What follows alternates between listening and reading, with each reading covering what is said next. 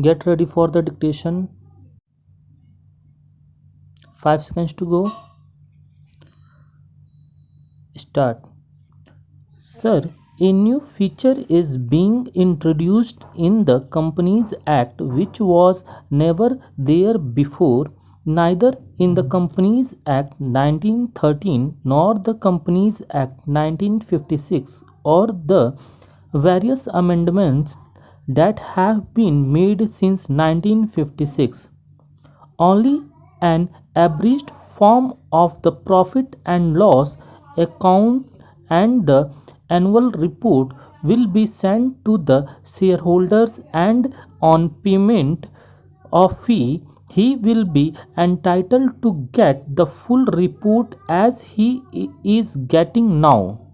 If the Honorable Minister looks into the representations from various shareholders associations over the years, you will find that even the existing requirement of information to be provided to the shareholders is not enough.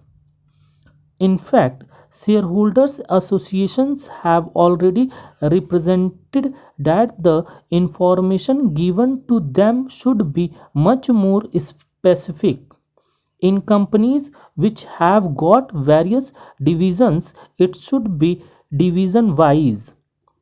There are a lot of other features which they have pointed out from time to time. Here we find a bill which has been ostensibly brought to protect these very small shareholders and depositors, which takes away even the existing rights being given to them. It is a very serious matter. In corporate functioning, as we have seen over the last few years, I may venture to say that even the Sachar committee recommendations have become a little out of date, because in the last 5 years, especially after this government has come to power, there has been a sea change in the operation of the corporate sector. This particular act, which is in the main act governing the administration of the companies in the corporate sector, cannot be effective in spite of over 600 sections and a vast army of the company law administration officials all over the country. The small depositors and the shareholders will always be left at the mercy of a certain government bureaucrat or a certain department. For instance, in spite of all these powers which the Company Law Board enjoys, this particular amending bill says that certain powers will be shifted from the High Court to the Company Law Board. It makes no difference. The ultimate authority is the government. The Company Law Board will be executing its decision through the government. Now, I want to know, if the company law is effective, then how we have got massive cases of duping. The investors are totally taken for a ride. It is totally contradictory to the spirit of the Sachar committee, which had a very socialist approach. It is contradictory, if I may submit with your permission, to the thinking of their own Prime Minister. I do not understand who is the author of this bill. I do not understand how this kind of omnibus bill without direction has been brought. This is one of the most poorly drafted pieces of legislation that I have come across. I submit that apart from these things, if the Honorable Minister may allow me to submit, I have seen in the administration of companies for smaller things, they are more particular. If a company is not filing some paper on time promptly, they will send a notice. But there are some other companies which I know of which are not repaying their depositors. Depositors are knocking at their doors and nobody is listening to them. This kind of anomaly must be corrected since this is a very important act in the sense that the entire corporate sector is administered by this act.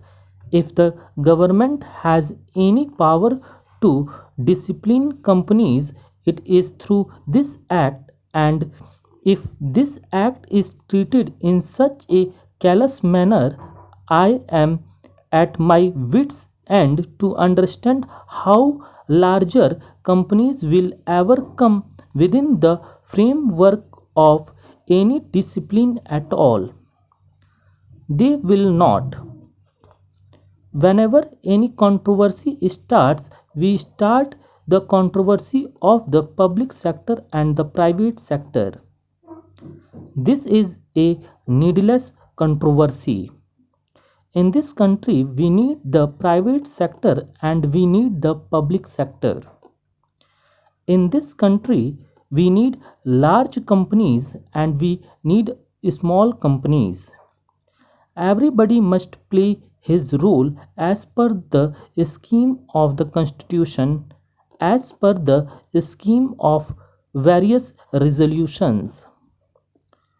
We in the opposition may or may not agree with the government's policies, but just now the government policies must adhere at least to what their own avowed objectives are.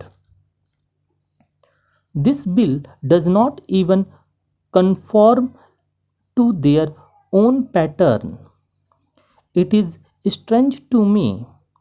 I do not understand how these provisions have found their way into this bill, especially in relation to the entire corporate deposits and loans, just because a few high court judgments have clearly stated that a loan is different from a deposit. The reason you are giving is that this bill also includes the provision to plug loopholes and remove some lacunae. This is not a loophole or a lacuna. Loans and deposits are two different things.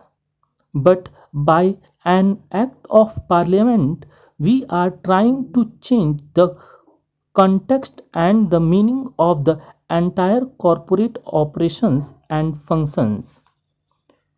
Stop.